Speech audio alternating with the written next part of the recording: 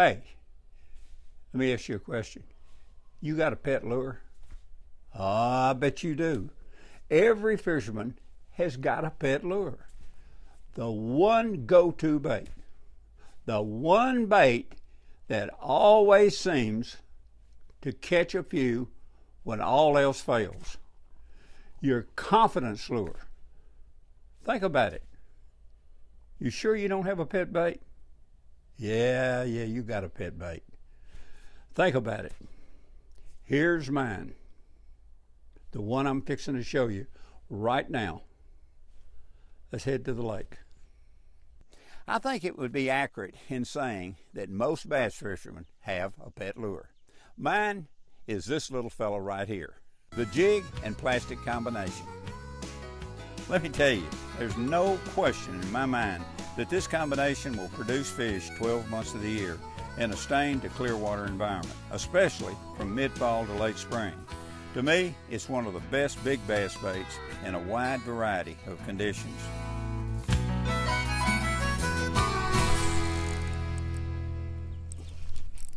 Come on. Where are you going? Ooh, that's a tough fish. Whoa.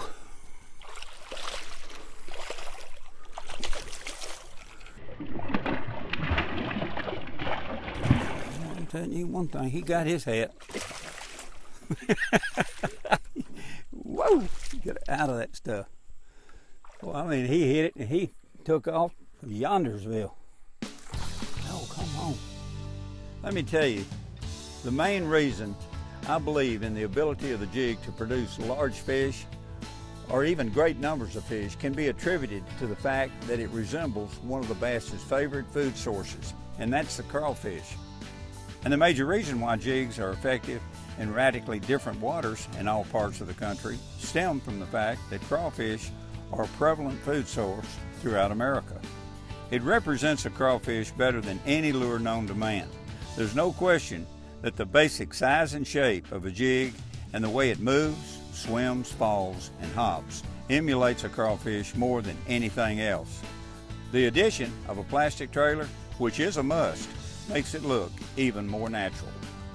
You know, jig fishing requires concentration and sensitive hands to feel for any change in resistance of the jig as it hops, swims, and falls. Anytime you feel even a faint degree of lessening or increased tension, it's always smart to set the hook. But that's why I like a fluorescent line.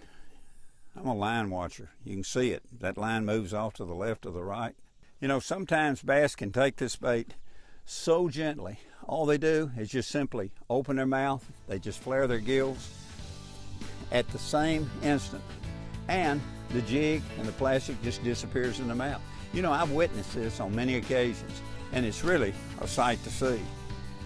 In jig fishing, I do believe it's important, in cold water especially, to use the lightest weight jig you can get away with.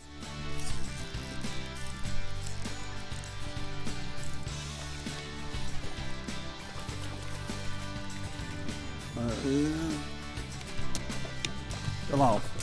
Look at here. No, I've got it right there.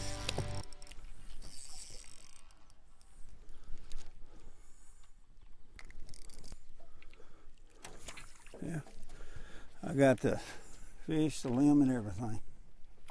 Well, I haven't got him yet. There goes my hat. And got the fish. And I got that fish. Goodbye.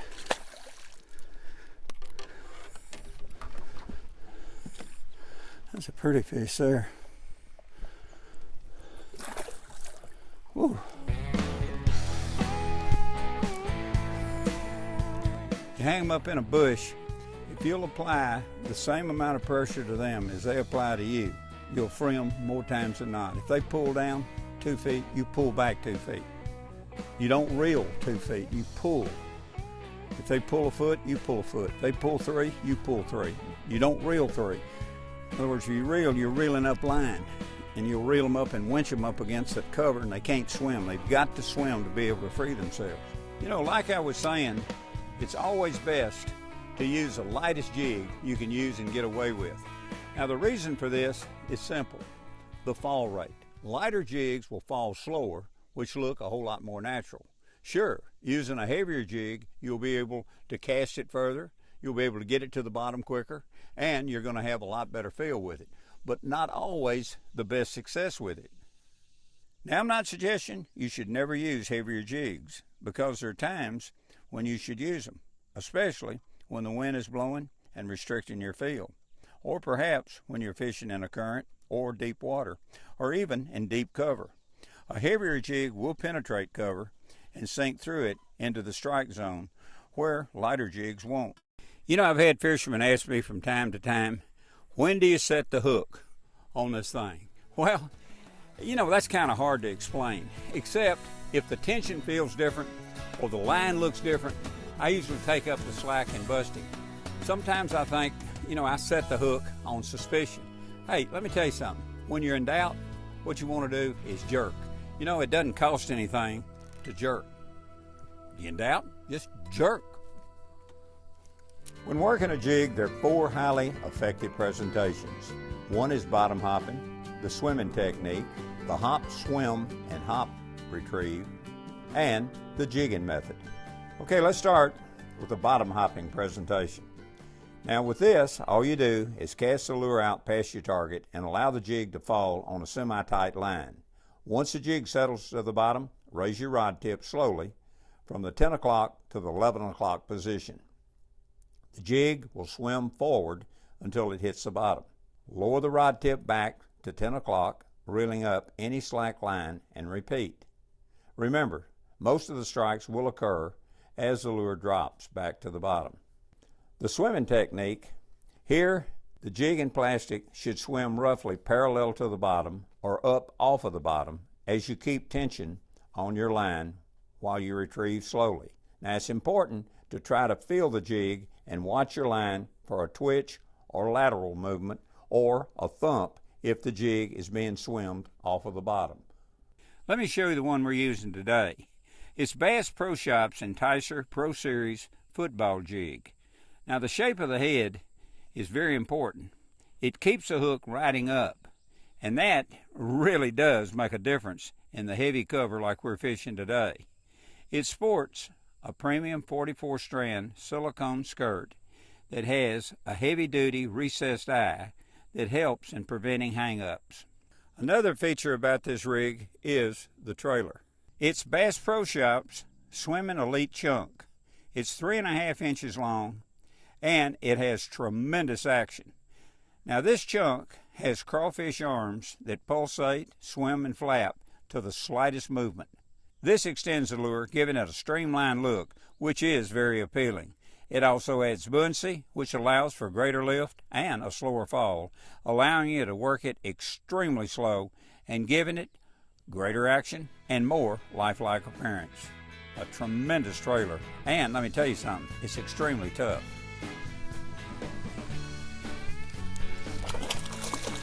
Nice one. Get up under all that cover.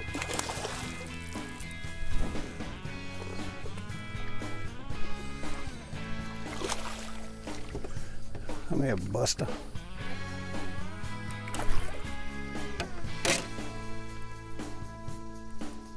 Got it too way back in there. Oh, hook is sharp. There you go. I can't overemphasize the importance of working the jig as slowly as you possibly can, regardless of which technique you use. And the colder the water, the more important this is.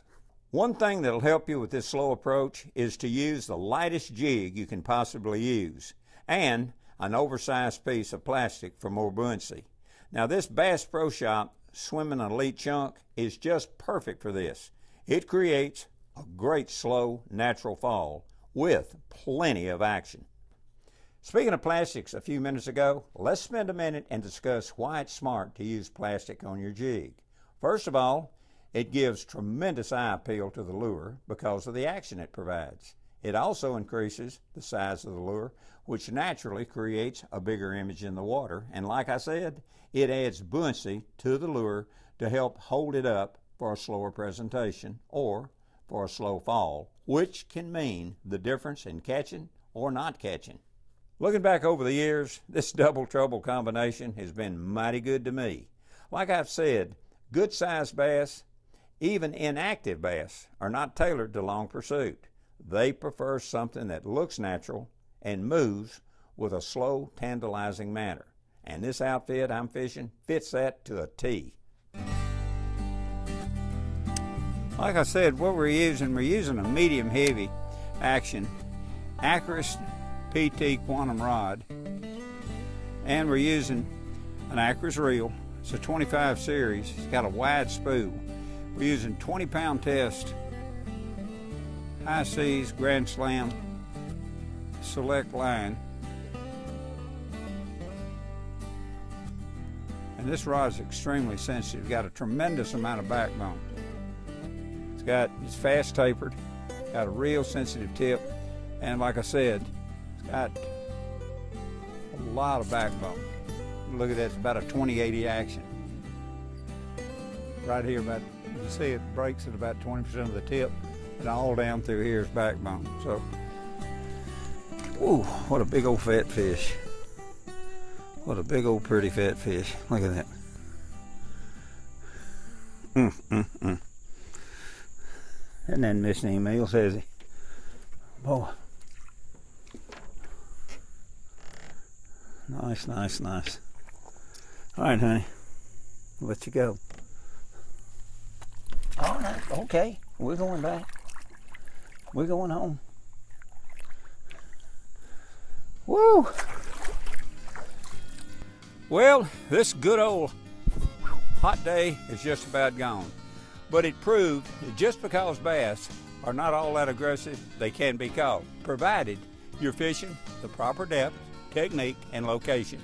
Today, we've done just that with a bait that I call my pet lure. We've certainly enjoyed it. We sure hope you have, and we hope you'll tune in again next week at the same time. But until then, you catch a lot of fish, keep what you can use, and release the rest. We'll see you next time. Now I've gone fishing with Bill Dance today.